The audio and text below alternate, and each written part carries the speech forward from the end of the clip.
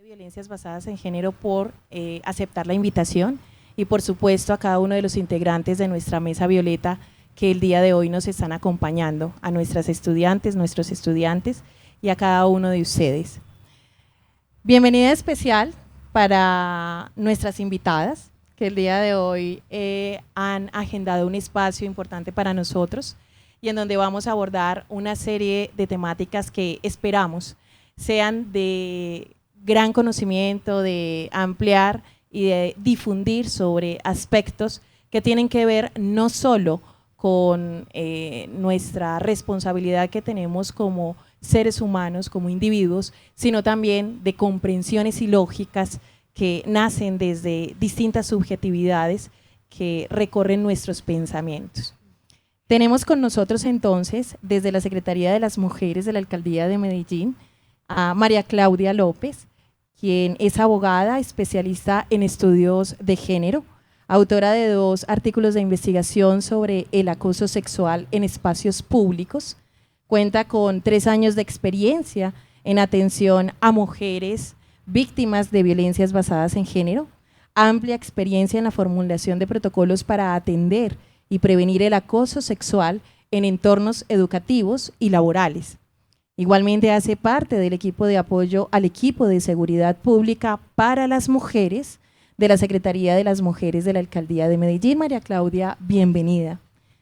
Igualmente, por parte de la Universidad de Antioquia, contamos con Isabel Cristina Jaramillo. Ella es psicóloga, magíster en psicoanálisis, candidata a máster en intervención interdisciplinar en temas de género de la Universidad Latinoamericana de Valencia, España, coordinadora del equipo de Violeta para la atención integral a víctimas de las violencias basadas en género en la Universidad de Antioquia, docente de psicoanálisis y género de la Facultad de Ciencias Sociales y Humanas. Isabel, bienvenida a este espacio. Pues bien, les vamos a contar entonces que nuestras invitadas van a estar en un conversatorio que vamos a iniciar con una serie de inquietudes y preguntas que han venido gestándose y que nos abordan también a cada uno de quienes participamos en este espacio. Pero además un conversatorio donde ustedes también van a poder intervenir. Entonces, ¿qué les parece si entramos en materia? Creo que en materia será importante iniciar por un tema que ha sido de gran relevancia para todos en torno al concepto de género, ¿cierto? Y pues aprovechando que tenemos a nuestra psicóloga y a nuestra abogada, vamos a hablar sobre las 2 líneas. En este caso, ¿cómo podría la psicología atender la prevención de las violencias basadas en género en entornos no solo académicos, sino también laborales? Bueno, muy buenos días para todos, todas y todes. Qué rico poder estar en este espacio conversando, poniendo un poco de reflexión sobre unas experiencias. Nada está terminado, digamos que en estos temas estamos haciendo construcciones y parte de lo que es este escenario, yo lo llamo como un escenario interuniversitario en el que las distintas universidades conversamos entre sí. Yo les voy a contar un poco sobre la experiencia, digamos, personal, si se quiere, en este camino, porque hablar de violencias no es chévere, primero, o sea, que es un campo que genera mucha resistencia. Uno dice, ay, vamos a hablar de violencias, es muy importante hablar de violencias. Quizá para mí, que sé que el efecto de ello es nefasto y puede llegar a ser muy devastador en el cuerpo y en la vida psíquica de una persona. La atención a las violencias es un, digamos, elemento fundamental, pero no es el único, ¿cierto? Para poder eliminar las violencias basadas en género y sexuales de la vida humana, no solamente de los contextos universitarios, necesitamos un componente también muy fuerte, que es el de prevención, sensibilización, reflexión, ¿sí? Poner en lo cotidiano esas palabras que están en la teoría muy bien puestas y que son muy importantes, pero que necesitan ser, digamos, contadas entre todas, todos y todes. Entonces, lo primero que quiero señalar es que les voy a dar un dato así un poco desde el trabajo. Yo no sé si hace 10 años las universidades se pensaban estos temas. Como, ay, qué importante atender a las personas afectadas por las violencias basadas en género y sexuales. Yo llevo en la Universidad de Antioquia 17 años y muchos otros de estudiante hacia atrás, ¿cierto? Y puedo dar fe de que en la universidad, a pesar de que hay investigaciones, hay semilleros, profesoras, unidades académicas que se han pensado la prevención y la atención y que han tenido la posibilidad de investigar el fenómeno, solo hasta el 2018, finales del 17 y 18, decidió esta universidad, porque otras tuvieron otras fechas, todas somos diversas, un poco como el enfoque diferencial, decidió de manera importante apostarle a la prevención, a la atención y a la investigación, ¿sí? Que es un poco el enfoque, el trabajo que realizan los equipos de la Unidad de Asuntos Disciplinarios, abogadas, del cual no voy a hablar el día de hoy, pues por la pregunta, pero que ustedes tengan también muy claro que son 3 escenarios que deben conversar cuando se trata de afectación por violencias basadas en género. Redondeo la pregunta por la psicología. La psicología se ocupa del sufrimiento y de buscar herramientas para que las personas puedan identificar qué es lo que pasa en su alma y en su cuerpo cuando hay una acción violenta que vulnera tu cuerpo, que vulnera tu psiquis, que vulnera tu cotidianidad, que vulnera los espacios comunes. Cuando una persona dice, me siento incómoda, pero no sé por qué, ¿sí? Ese solo hecho de decir me siento incómoda, ya estamos hablando de que algo en la psicología de ese ser se afectó por la intervención de alguien, que por lo general cuando hablamos de violencia hablamos de no consentimiento. Es decir, yo estoy dando un paso adelante, me estoy autorizando a hacer algo sin el consentimiento de la otra persona. Y eso tiene un efecto. Entonces, la lógica de lo psíquico se trata de identificar en ese momento con esa persona qué es aquello que le incomoda. Y por lo general, cuando se trata de violencias basadas en género y sexuales, cuando se trata de acosos, cuando se trata de lenguaje sexista, cuando se trata de vulneración de tu identidad, la persona puede decir, ya sé qué es lo que me hace sentir incómoda. Y por esa vía, digamos que el tratamiento que se hace en relación al fenómeno no es hablar de un fenómeno, es hablar de la afectación.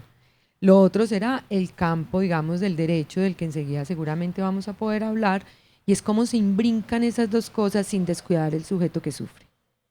Cada uno de nosotros como seres humanos tenemos una idea, una expectativa, una perspectiva.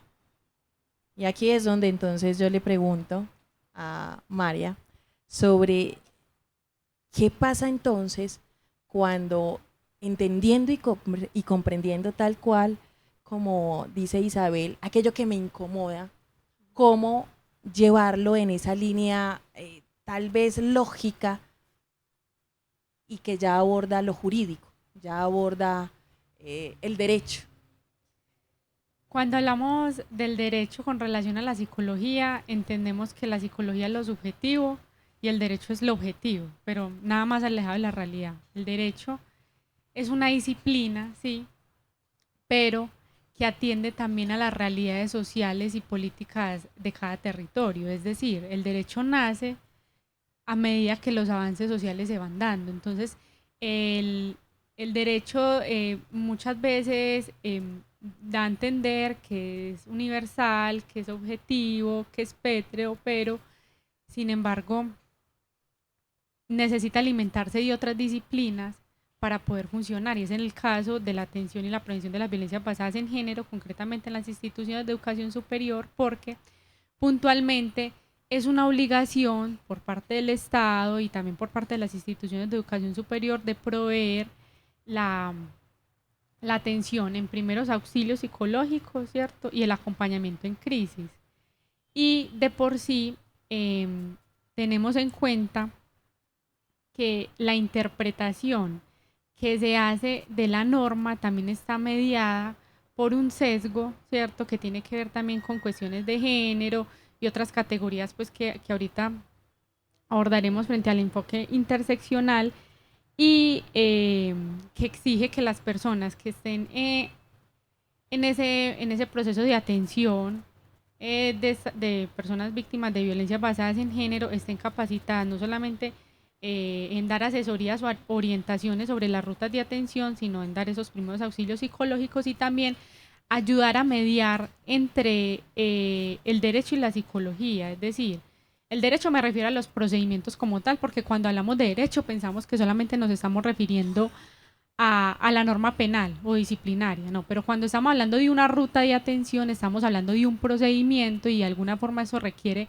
una hermenéutica, una interpretación desde el derecho, ¿cierto? Desde el derecho como disciplina, es decir, atender a los principios generales del derecho y ayudar a que eso medie entre las víctimas y la terminología propia del derecho, que muchas veces es hostil, ¿cierto? Y poco amigable y que de alguna forma se sirve para interponer barreras entre las víctimas y el acceso a algunas medidas de protección, de atención y acceso a la justicia como tal.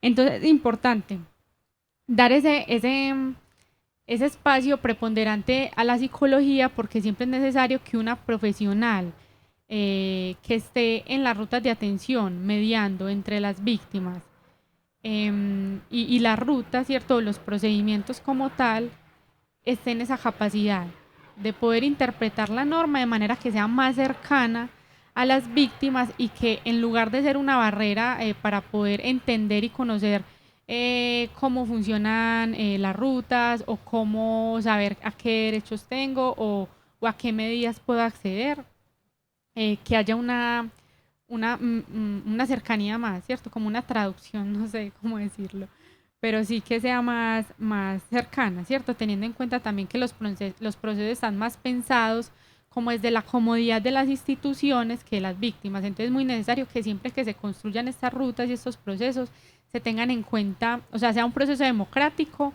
donde siempre se tenga en cuenta la legitimación o refrendación que pueden hacer los estudiantes y las docentes y en general toda la comunidad universitaria sobre la cual se van a aplicar estos protocolos y estos procedimientos que previenen y atienden las violencias basadas en género.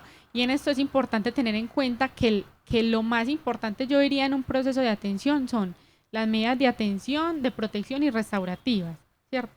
Y el derecho por sí solo no suple la necesidad en su aplicación, porque si bien nosotros las creamos desde la interpretación de la norma, o sea, trayendo la ley a los procedimientos internos de la institución, pues es necesario siempre tener en cuenta la percepción de la víctima, ¿cierto? En medidas restaurativas siempre hay que preguntarle a la víctima si está de acuerdo con esa medida, si cree que eso realmente restablece sus derechos, si eso realmente va a mitigar el riesgo de que se vuelvan a repetir, ¿cierto? Siempre tener en cuenta la percepción porque siempre lo aplicamos, porque ahí dice literal en el protocolo que eso es lo que hay que aplicar, ¿cierto? Pero las medidas no son taxativas, es decir, siempre está la posibilidad de abrirse a otra que sea sugerida por la víctima o por la situación misma que lo amerite. Mira, María Claudia, que precisando cada cosa que nos viene compartiendo, hay una inquietud que me aborda y voy a agregarlo con otro elemento conceptual que al inicio estábamos discutiendo. Entendiendo que se viene gestando, se viene desarrollando en las instituciones de educación superior un trabajo importante en razón a tener rutas claras para no solo la atención, sino también para la protección, que incluye la prevención, sino ir un poco más allá, que esa es la clara razón de la existencia de todos estos temas, y es la restauración, ¿cierto? Resulta ser que como estamos aprendiendo del tema, porque es algo que, si bien es cierto, había sido tocado de manera somera en algunos contextos, en algunos espacios, hoy se le está otorgando una atención distinta. y tiene que ver precisamente sobre qué es el género, pero ahí le agregaron otro asunto que es el enfoque diferencial y uno dice, oh my God, cuando yo estaba en la universidad, género era un concepto muy distinto al que tal vez hoy proyectamos en nuestra sociedad. Y cuando hablamos sobre ese enfoque diferencial, aquí tengo una pregunta que como que vengo revolviendo dos al tiempo. Entonces, si atendemos a ese enfoque diferencial, ¿cuáles serían esos principales retos que deberíamos enfrentar nosotros como instituciones de educación superior que nos estamos insertando en esta nueva realidad y cómo abordar precisamente esas violencias basadas en género para su prevención, pero también para su atención? Entonces, esta es la oportunidad, Isabel. Bueno, yo voy a decir algo, esto no es pues de réplica ni nada que se le parezca, pero sí hay un asunto que quiero precisar. Miren, la psicología se ocupa del sufrimiento, pero la psicología no es mediadora para la toma de decisiones en derecho. ¿Listo? Porque parte de la apuesta que tenemos hoy, lo voy a decir en relación a la Universidad de Antioquia, la atención es en dupla, ¿cierto? Es una apuesta que tiene, digamos, dentro de su techo evitar la revictimización y que las personas tengan que estar relatando los hechos en un lugar y en otro y quizá en otro, ¿cierto? Entonces, de un lado, evitar la revictimización nos permite que las personas puedan ir a ese escenario de la atención, no tranquilas, como uno suele decir tranquila, ¿cierto? Como que nada pasara, sino con la confianza de que allí yo voy a poder poner el relato, voy a poder poner mi sufrimiento, voy a poder poner las preguntas y de esa manera poder tomar decisiones sobre la información que me van a entregar. Entonces, el modelo, si me permiten esa palabra, aunque no me gusta mucho porque es más como una construcción procedimental, el modelo quizá llegará cuando tengamos un nivel mucho más alto en relación a la atención, porque hoy tenemos un equipo, vamos en la construcción de una unidad especializada en género. Pero si me permiten esa precisión, porque cuando se atiende por separado, la psicóloga ¿de qué se ocupa? O el psicólogo, pues se ocupará de esa afectación, tratará de ofrecer las herramientas que necesita para que esa afectación sea, entre comillas, manejable, pueda tener un nivel cada vez menor, se le puedan ofrecer todas las oportunidades en términos de psiquiatría, psicología, toxicología. Bueno, nosotros tenemos una variedad en la atención integral. Y por su parte, pues un abogado y una abogada hará lo suyo en relación a la competencia y según el caso. Pero cuando están juntas las dos profesiones, le apostamos a que no sea la una por encima de la otra y que ninguna medie sobre la otra, ¿cierto? Y esa precisión es muy importante porque por lo general, donde necesitamos casi siempre que una urgencia o una prioridad es en lo jurídico. Necesito tomar esa decisión ya. ¿A dónde voy? Voy y pongo una denuncia, ¿con quién hablo? ¿A quién busco? Yo no sé nada de ese mundo, el campo del derecho. No sé si a ustedes les pasa. Uno puede ser un poquito entendida en algunas cosas, pero en todo caso no podrá ofrecerle una información acertada sobre lo que necesita.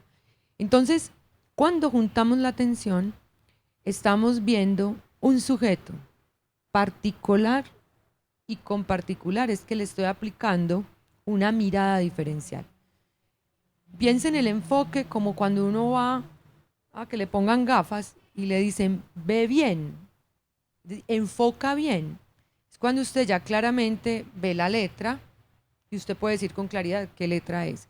A eso se refiere el enfoque, es que usted pueda mirar con claridad qué es aquello que esa persona requiere para que yo le pueda ofrecer una herramienta de acuerdo a su necesidad, de acuerdo a su capacidad, de acuerdo a su, voy a decir deseo, aunque aquí no es el deseo de desear algo apasionadamente, sino también hay deseos que se configuran en una búsqueda mucho más allá, que puede ser una reparación administrativa, una reparación en otro nivel.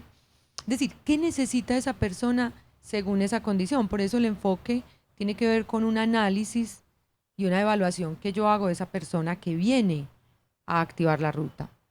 Cuando digo activar la ruta es que si bien llega a atención integral, que es un poco el campo de atención interdisciplinar, no desconocemos esas otras instancias de la ruta. En tanto, lo disciplinario también está allí, tenemos seguridad, bienes y personas, que es muy importante en las universidades. Digo en las universidades, que es el campo que yo conozco, porque entran muchas personas también a los campus y además pues las personas vinculadas. Entonces es conocer esas instancias de la ruta institucional con lo que cuentan, pero además que las profesionales deben tenerla. Por eso en estos temas las personas son especializadas, ¿cierto? Para que podamos garantizar no solamente la no revictimización, sino que le podamos ofrecer en garantía de derechos lo que requiere. Por eso, en términos de equidad, no es lo mismo para todas las personas. Y con esto precisar, además, que cuando esa atención es integral, nosotros podemos, en un caso que puede ser el mismo para 5 personas afectadas por ese mismo hecho, incluso pudo haber ocurrido en el mismo lugar, en la cancha, en el salón de clase, en un baño, en el bus de la universidad mientras iban a una práctica. Ocurrió voy a ponerlo así, en una práctica de teatro o en una clase de música, en cualquier escenario. Puede ser el mismo hecho violento, pero nunca será la misma afectación. Y aunque las personas dicen, me siento mal, habrá que indagar qué es lo que a ti te hace sentir mal y qué es lo que a ti te hace sentir mal, incómoda, casi que con una resistencia a ir a los campus otra vez a sus clases o a trabajar. Porque también pasa, el personal administrativo, el personal docente también experimenta distintas violencias basadas en género y sexuales, solo que hay un costo mayor en términos subjetivos, entonces las activaciones de la ruta son menores. Y ustedes lo pueden verificar, es decir, cuando una persona depende económicamente de alguien, y eso pasa en lo doméstico también, cuando hay una dependencia económica, cuesta un poco más levantar la mano y decir, necesito ayuda, me está pasando esto, ¿cierto? Lo mismo pasa entre pares. No, yo cómo voy a decir que mi compañero, que es un doctor o una doctora, está generando este tipo de vulneración a mi vida y a mis derechos. Me subvalora mi trabajo en el grupo de investigación y yo cómo voy a decir si yo también soy doctora y no me van a creer. Miren, esos pequeños elementos, que por pequeños no quiere decir que sean mínimos, sino pequeños en el sentido en el que nuestra cultura los ha subvalorado y los ha puesto en el nivel casi que ínfimo de, eso es un drama, no lo narres, ha hecho que las personas tengan grandes dificultades y se conflictúen psíquicamente para pasar a una activación. Entonces, para cerrar esta anotación, en nuestro campo de la activación, la dupla está siempre junta y lo que hacemos es que la psicóloga empieza a generar una observación, no tanto a hacer preguntas, sino a explorar en esa conversación cuál puede ser esa afectación y qué se requiere en términos diferenciales para poder ofrecerle una información, porque no es toda la información de lo que existe en el mundo, ni en lo psíquico, ni en lo jurídico. Y finalmente, pues lo jurídico reconoce en lo psicológico la apertura también para que esa persona pueda tomar decisiones. No tomamos decisiones si no tenemos la confianza y la capacidad desde la certeza para asumir las consecuencias de todo proceso, bien sea en lo psicológico o en lo jurídico y todo lo que ello implica, porque cada caso tendrá su propio tiempo en el proceso. No sé si por ahí junté una cosita de acá con otra de allá. Al contrario, yo creo que nos encontramos en el punto que buscamos precisamente de aterrizar y de encontrar respuestas que otorguen cierta lógica, ¿cierto?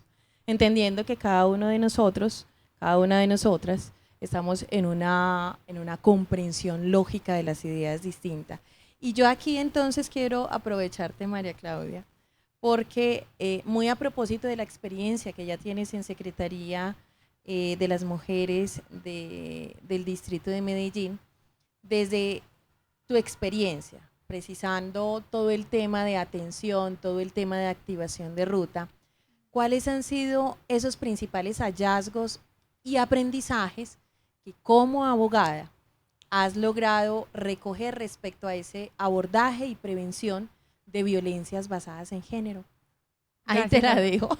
Bueno, yo quisiera referirme primero a algo que dijo Isabel, que es muy importante con respecto al enfoque, y es que cuando ella dice que hay que analizar cada caso porque es particular, y cuando se refería al tema de cuando yo soy doctora, entonces no nombro las violencias porque es que yo también soy doctora y hay un lugar de poder ahí, pero finalmente persiste el tema del género.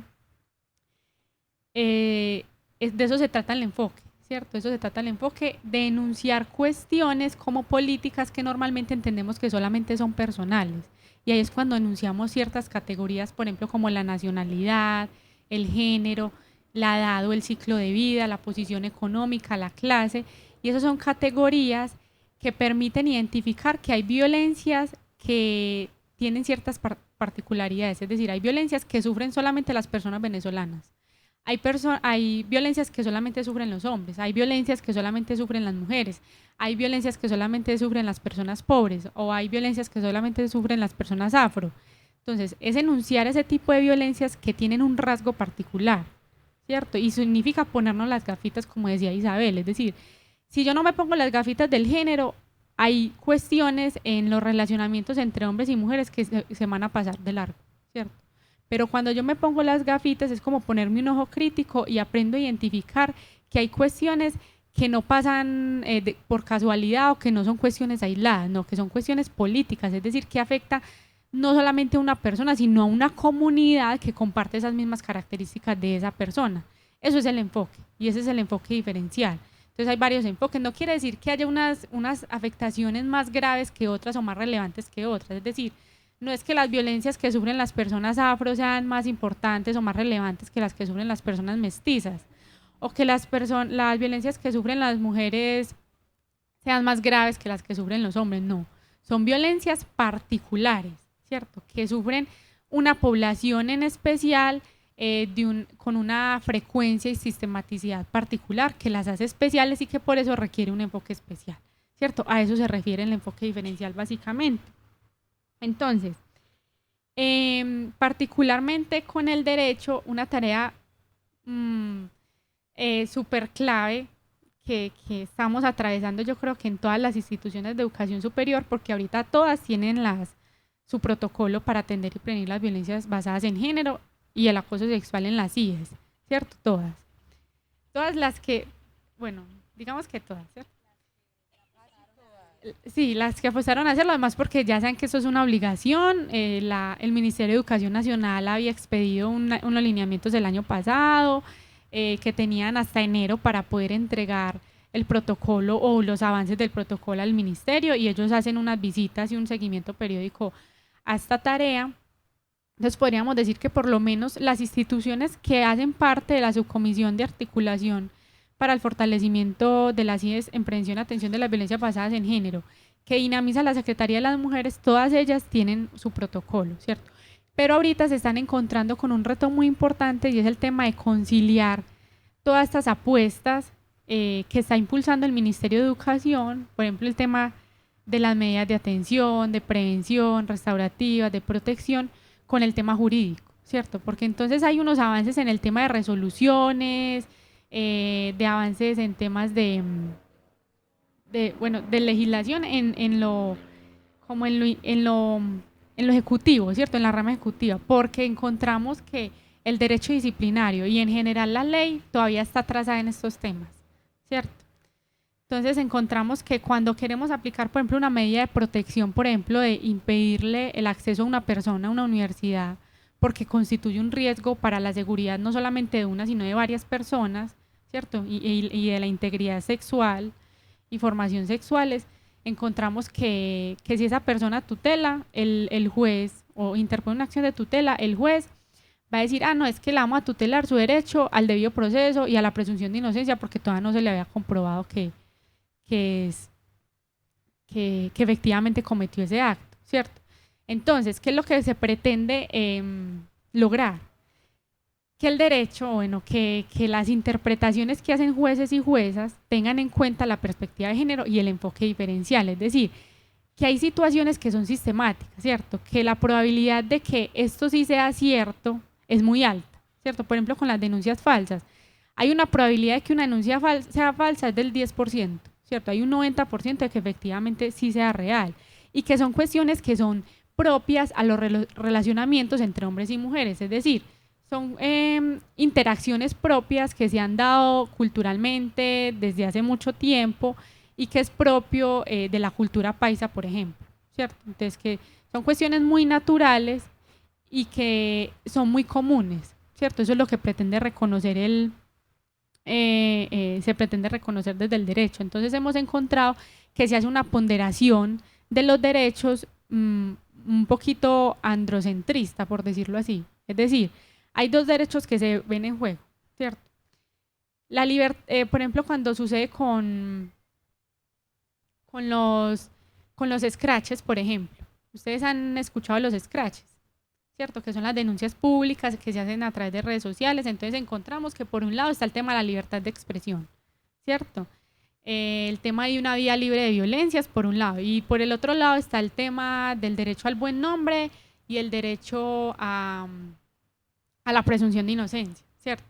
Entonces, ¿qué hacen los jueces? Han hecho un juicio de ponderación que es contrario a lo que ya ha dicho la Corte Constitucional y le dan preponderancia al tema del buen nombre y la presunción de inocencia, ¿cierto?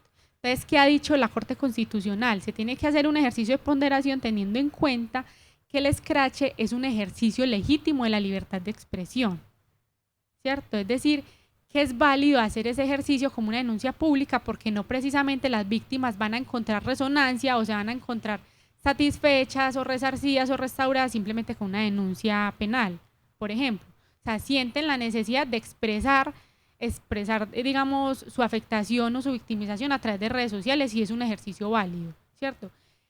Que si bien va a haber una afectación, pues es necesario hacer una ponderación. ¿Qué pesa más? Digamos, si una persona está más, digamos, señalada en redes sociales o que una persona, digamos, que tenga que ser censurada y esperar, por ejemplo, 2 años a que efectivamente salga una condena por acoso sexual o violencia sexual y que efectivamente pues ella puede decir, ay, sí soy víctima y ya lo puedo publicar, ¿cierto? Entonces es hacer una ponderación y decir, bueno, usted sí puede hacer ese escrache, pero tiene que omitir ciertos datos, pero sí lo puede hacer, ¿cierto?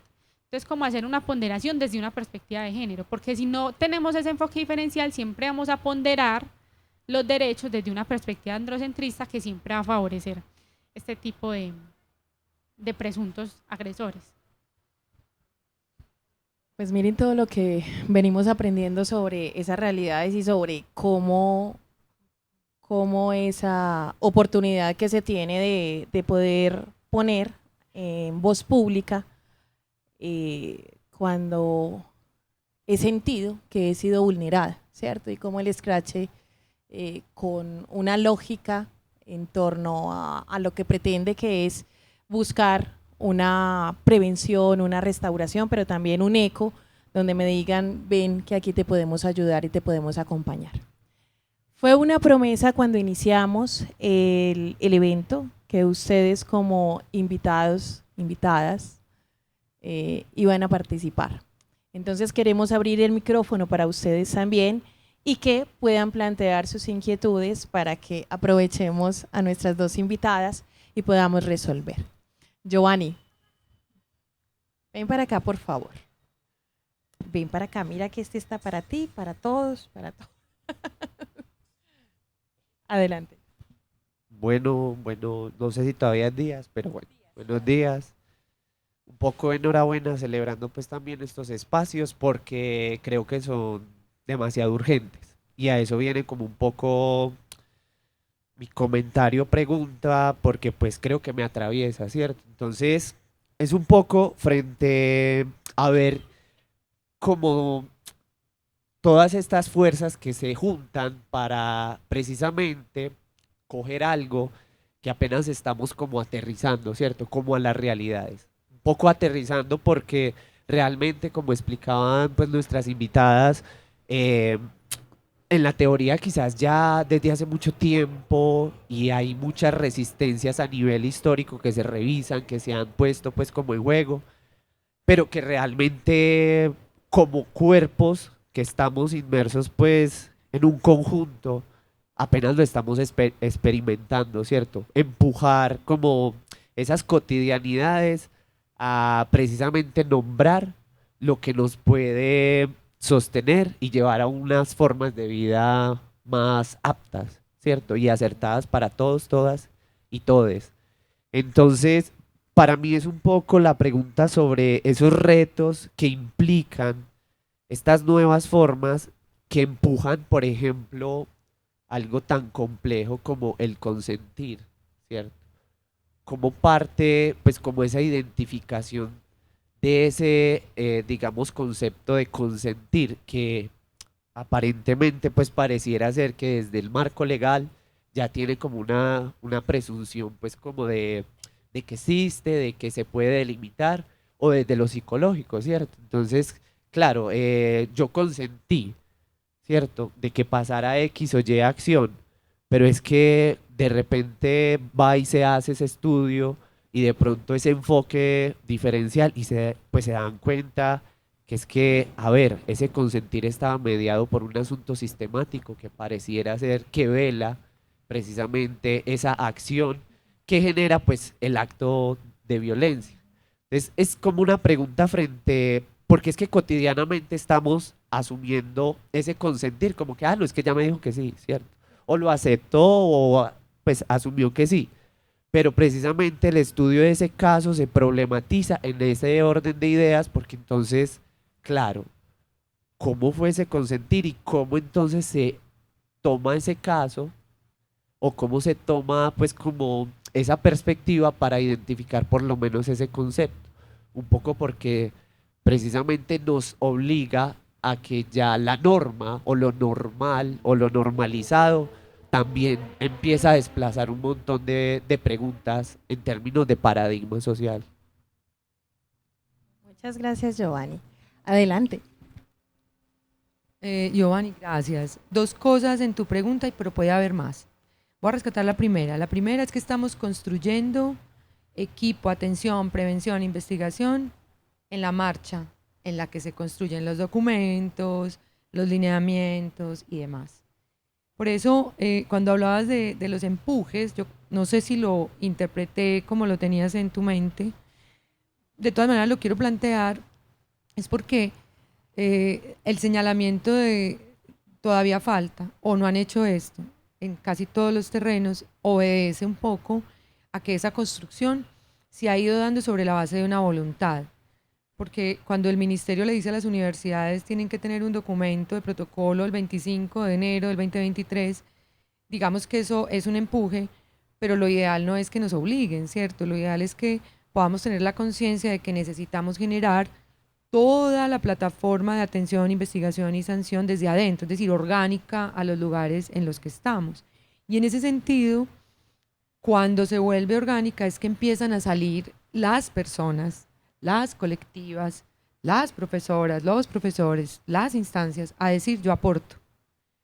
Desde este saber, desde las ciencias sociales, ¿cómo aporto? Desde el saber del derecho, ¿cómo aporto? Desde salud pública, ¿cómo aporto? Y alimentar institucionalmente la apuesta. Ese sería, lo pongo en un ideal porque, como te digo, estamos haciendo cosas sobre la marcha de esa construcción. Entonces nos queda un debate importante aún por realizar en el contexto del trabajo universitario. Por eso, por ejemplo, ahorita lo dijo María Claudia, no voy a profundizar en él, pero darle enfoque e interseccionalidad a las rutas, a los protocolos, a todos los documentos, ese es uno de los retos, ¿cierto?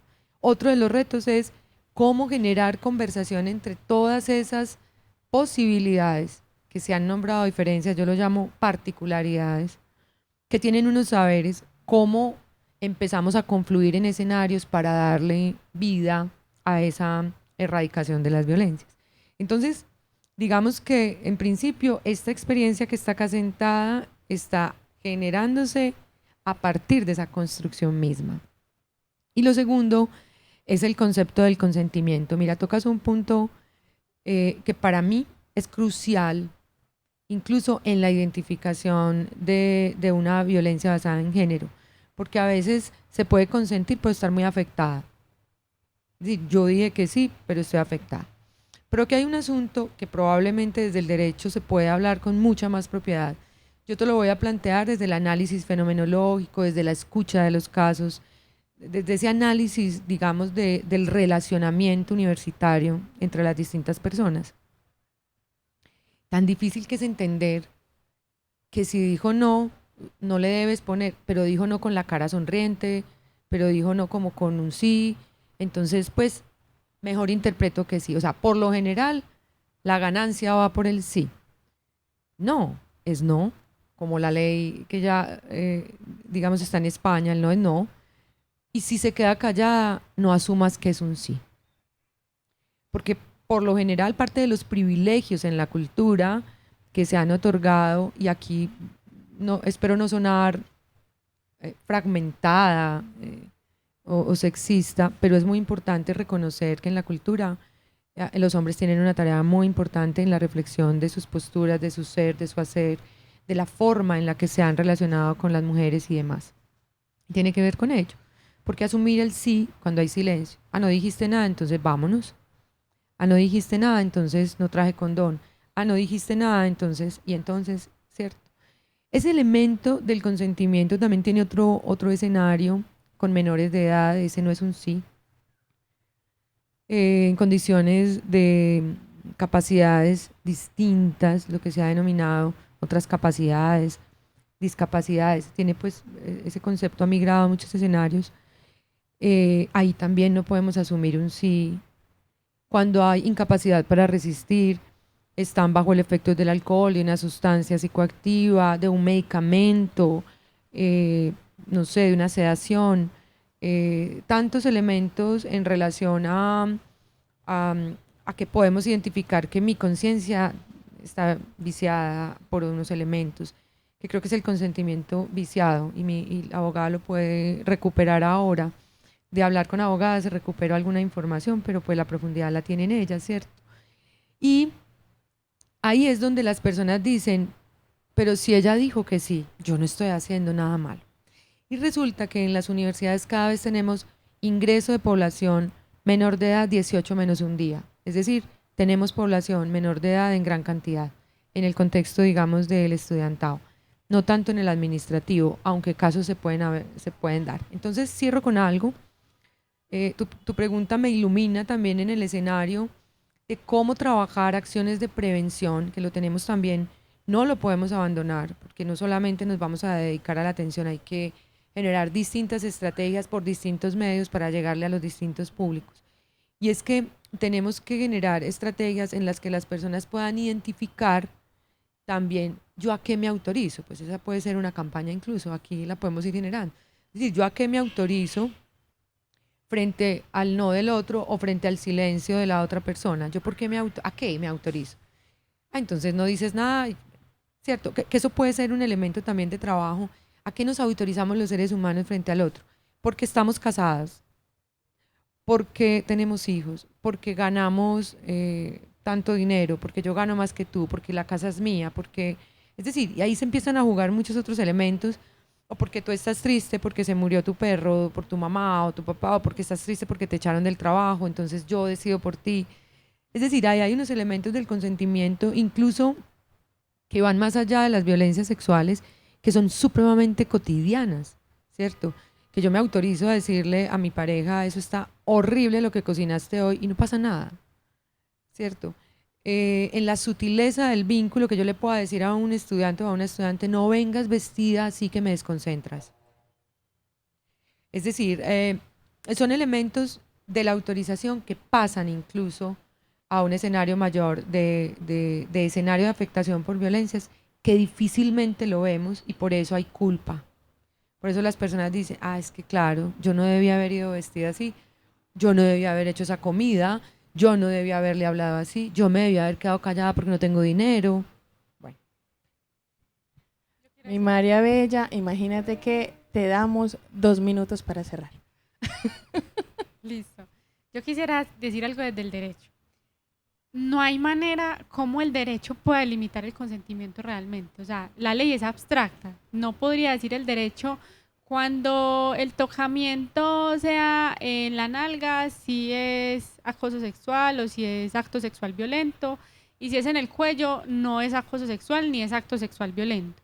O si la mirada dura más de 5 segundos, si es acoso sexual, si dura 2, no es acoso sexual, ¿cierto? No hay manera de limitarlo porque precisamente estamos regulando relaciones humanas. La ley, como es abstracta, sí da algunos elementos para que el operador jurídico pueda interpretarlo. Y puede interpretarlo bajo ciertos requisitos, ¿cierto? Porque no es a juicio del interpretador con base en sus prejuicios, en su historia personal, no. Ya la Corte Constitucional, y para eso sirven las sentencias, ¿cierto? Para interpretar la ley, y particularmente la de las altas cortes, para decirle a los otros jueces cómo deben interpretar la norma. Y en casos similares, cómo deben actuar, ¿cierto? A ciertos requisitos que son vinculantes para los jueces y las juezas, y también para cualquier operador jurídico, es decir, para cualquier instancia que no sea fiscalía, sino, por ejemplo, sean universidades, sean entidades públicas, privadas, tienen que sujetarse a eso, ¿cierto? A esa interpretación. Entonces, el consentimiento es algo muy, pues, que se debe analizar desde esa perspectiva, pero por lo pronto desde lo jurídico es válido decir que el consentimiento no se puede interpretar, ¿cierto? No se puede interpretar del pasado sexual de una persona, no se puede interpretar de cómo se viste una persona, es que si ya, digamos, él dijo sí antes, entonces ya tiene que decir sí siempre, es decir, que no lo puede revocar en ningún momento, no. El consentimiento es algo muy subjetivo que siempre se debe preguntar y que puede cambiar, ¿cierto? Y como decía Isabel, siempre se tiene que tener en cuenta que la ausencia de un sí claro y expreso e inequívoco, y eso es jurídico, es un no, siempre, ¿cierto? No se puede inducir con base en nada, no se puede interpretar. Y también es importante tener en cuenta el tema de la relación de poder. Como decía ahorita Isabel, la relación de poder vicia el consentimiento. ¿Qué quiere decir que el vicia el consentimiento? Lo invalida. Puede ser que una persona menor de 14 años haya dicho sí quiero y vaya al proceso judicial y diga es que yo sí quería, yo lo provoqué, todo, pero si es menor de edad no está en la capacidad de dar consentimiento, por lo tanto ese consentimiento está viciado y es inválido. Lo mismo pasa cuando estamos en una relación de poder o de jerarquía, o el poder viene de muchas formas, no solamente de jerarquía, pero hagamos el ejemplo de una jerarquía institucional, de un docente y un estudiante. Entonces, en ese sentido, si un estudiante dijo que sí en cierto momento, de por sí se presume que ese consentimiento está viciado, porque hay una relación de poder. Ya hay que entrar a probar que efectivamente el poder no influyó en nada, ¿cierto? Sino que efectivamente quería, pero eso es como un caso de 5, por decirlo así, ¿cierto? Pero normalmente se presume que está viciado porque ya hay una relación de poder. Entonces no hay manera de que un docente o una persona que está en una posición de poder se excuse diciendo que es que la otra persona lo buscó, ¿cierto? No, usted está en una relación, en una posición de poder que le otorga responsabilidades, ¿cierto?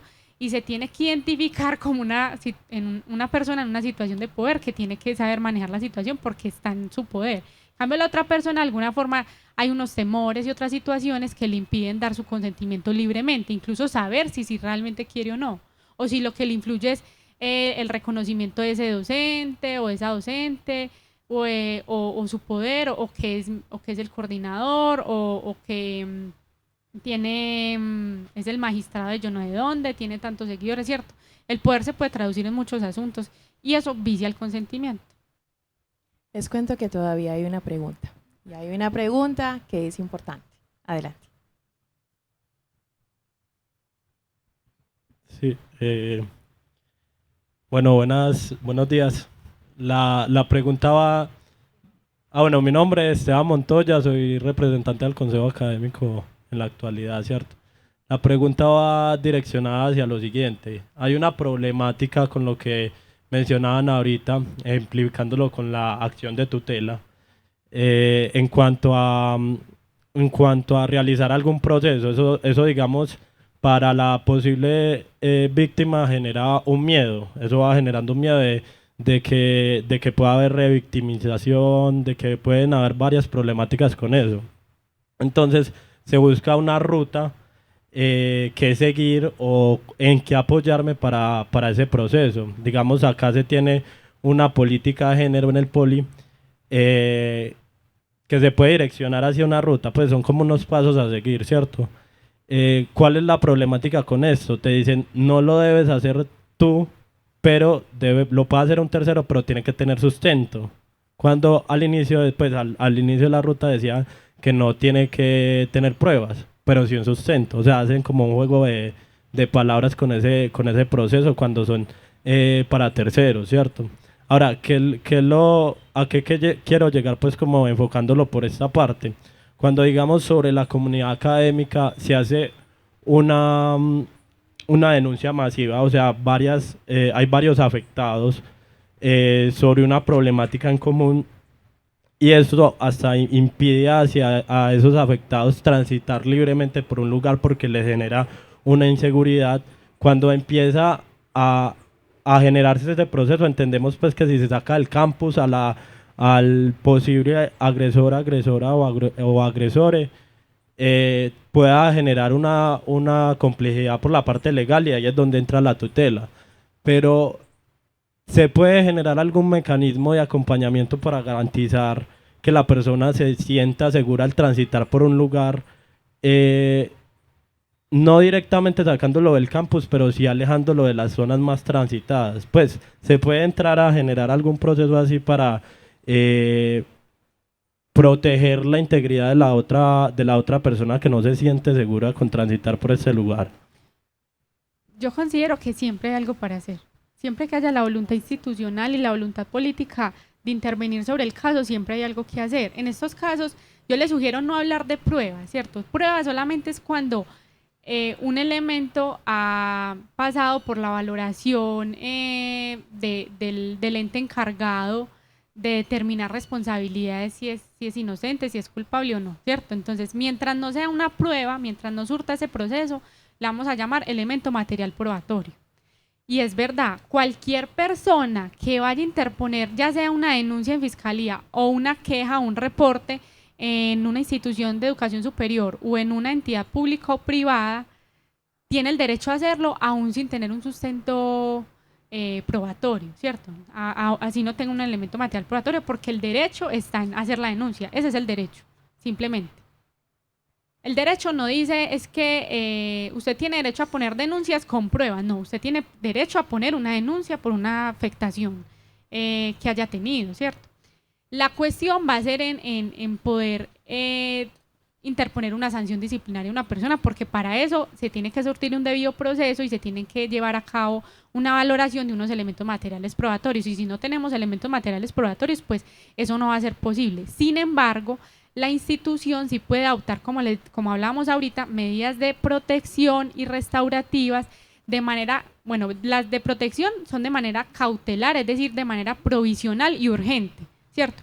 No podemos esperar a que el proceso disciplinario tenga fin para poder aplicar una medida, porque para eso ya se habrá efectuado un riesgo, ya se habrá efectuado un riesgo, una afectación mucho mayor. Entonces, las medidas de protección que hacen es mitigar el riesgo de que esa afectación pueda agravarse, ¿cierto? O que pueda volver a repetirse incluso, ¿cierto? Entonces, obviamente, la medida de protección va a afectar los derechos del presunto agresor, claramente.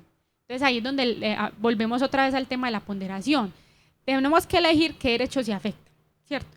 O los derechos de la víctima o los derechos del presunto agresor. Entonces tenemos que entrar a conciliar con una medida que los afecte poquito. O sea, que si va a afectar los derechos del presunto agresor, los afecte poquito, ¿cierto? Y si va a afectar los derechos de la víctima, que los afecte poquito. Pero no podemos decir que entonces si afecta los derechos del presunto agresor, entonces no puede hacer porque hay que ponderar los derechos del presunto agresor. No, o sea, tenemos que hacer un balance, ¿cierto? Porque ambos tienen derecho. Y hay que presumir también una cosa, que es la buena fe de la víctima también, ¿cierto? No se puede entrar presumiendo por el hecho de que, es decir, la presunción de inocencia del presunto agresor no implica que presumamos que la denuncia es falsa de entrada. No, eso no quiere decir eso. Entonces se tienen que adoptar medidas, así no tengamos los elementos materiales probatorios, que propendan por mitigar el riesgo, ¿cierto? O que la situación se vuelva a repetir, como haciendo cualquier intervención que se pueda. Por eso yo les decía ahorita que las medidas de protección no son taxativas. Es decir, podemos aplicar cualquier medida que se pueda aplicar en ese caso. Si no tenemos elementos materiales probatorios, si no tenemos víctima, sino que solamente sabemos del presunto agresor, hagamos una intervención grupal, general, ¿cierto? Y sensibilicemos a las personas, por ejemplo, de que eso que están haciendo particularmente es acoso sexual, ¿cierto? O incluso hacer una intervención con el presunto agresor sin decirle, vea, es que usted es un agresor, usted es un acosador sexual, no, pero decirle, vea, se está presentando esto, miremos qué podemos hacer, absténgase en caso tal de que usted lo hubiese hecho, ¿cierto? Sin afirmar que lo hizo, en caso tal de que usted lo hubiese hecho, no lo vuelva a hacer, ¿cierto? O no lo haga. Y en estos espacios procure no contactarse con estas personas o no cruzarse con estas personas o no contactarlas realmente, ¿cierto? Eso es una medida, incluso una medida de protección que está taxativamente en la ley 1257 del 2008, que es la ley que reconoce estos tipos de violencia particulares, incluyendo el acoso sexual, y es la que crea el delito de acoso sexual. Y es una medida de protección que dice, y un derecho incluso, no confrontarse con el agresor. Ese es un derecho de las víctimas. Y una víctima no es víctima, al menos aquí en Colombia y en los procesos penales, después de una condena. Una víctima es víctima cuando sucede el hecho, ¿cierto? Ella se reconoce como víctima, pero no necesita que surta un proceso penal de 2 años, 5 años, para que un juez condene y diga, ve, usted sí es víctima. No. O sea, desde un principio es víctima. Y en los procesos penales se le dice víctima, no se les dice presunta víctima, ni a las representantes de víctimas se les dice representantes de presuntas víctimas, no son víctimas. Y se tienen que tratar como tal con sus derechos, ¿cierto? Pero eso en las instituciones de educación superior aún no se ha incorporado bien, ¿cierto? Porque incluso en el derecho disciplinario a las víctimas que interponen quejas no se les reconoce como víctimas, sino como quejosas.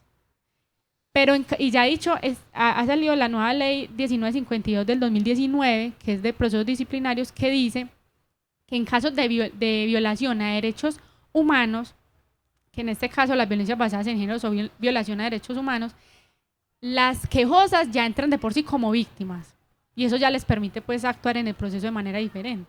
Y bueno, Pues, o sea, nos dejas con tareas de ir a leer, de interpretar, de comprender, de entender todas estas otras realidades que desde lo jurídico, pero también desde lo social y desde el psiquismo debemos atender. Les tengo también 2 invitaciones, porque ya tenemos que ir dando cierre, ya se acabó. La primera, el día 20 de septiembre vamos a tener un evento denominado Polifonías de Género. Ya saben que aquí todas las voces son voces relevantes e importantes. Se va a llevar a cabo a las 3 de la tarde y vamos a estar en redes sociales. Se denomina en este caso Putas y Libertas. Y allí vamos a tener una conmemoración en razón a esa condición de estar en contra de la explotación sexual y de trata de personas. Y también en el 8º Encuentro Nacional de Observatorios de Género que se llevará a cabo el día 8 de noviembre, en donde vamos a participar no solo Politécnico Colombiano Jaime Sasa Cadavid, sino que vamos a estar con la Secretaría de las Mujeres de Gobernación de Antioquia y creo que va a ser también un espacio muy significativo, muy relevante, muy importante. María, Isabel, infinitas gracias por haber aceptado nuestra invitación. Definitivamente nos han dejado grandes conocimientos, grandes saberes, que ya está también en nosotros generar réplicas para que nuestra comunidad esté en consonancia con todas estas realidades. Bueno, a ustedes entonces, mil gracias. Les habló Aura María Vasco Ospina, directora de Fomento Cultural del Politécnico Colombiano Jaime Sasa Cadavid, y el micrófono para ustedes para que den cierre entonces con un saludo ya de culminación. bueno. Muchas gracias a ustedes por asistir, al Poli por facilitar todo este espacio que ha sido pues muy importante y sé que no es fácil pues de montar, ¿cierto? Y de coincidir. Entonces muchas gracias y bueno, siempre dispuestas a lo que requieran por parte de la Secretaría de las Mujeres y de la Subcomisión de IES. Siempre estamos en disposición de abrirnos al debate sobre estos temas. Bueno, este es un reto también, cerrar siempre con preguntas es interesante. Muchísimas gracias. Desde la Universidad de Antioquia, estas conversaciones siempre son también una forma de retroalimentar, porque eso es como cuando en la familia se hablan unos temas y cree que eso es lo único y lo mejor o quizá lo que hay que hacer. Y cuando uno empieza a escuchar otras cosas, uno dice, ve, qué interesante, ¿por qué no hacemos eso? A ver cómo nos va. ese es también el escenario de conversar, es que nos podamos poner en la pregunta todo el tiempo de transformación de una cultura universal de las relaciones, pero también institucional, y todavía tenemos grandes retos, y uno de ellos es conversar, no pelear, sino conversar desde la diferencia, porque todavía nos falta, estamos construyendo sobre cosas que apenas se están empezando a poner en la conversación. Entonces les agradezco mucho por la invitación, por escucharnos, y particularmente a mí porque el campo de la psicología pareciera ser que siempre ha estado, ¿cierto? Porque es el primero que aparece cuando alguien está mal. Pero no, vieran que es todo un reto poder tenerlo al ladito del derecho, al ladito del trabajo social, y que se conversen entre sí sin poner en prioridad un saber u otro. O sea que retos son los que hay. Muchísimas gracias. A todos muchas gracias. Buen día.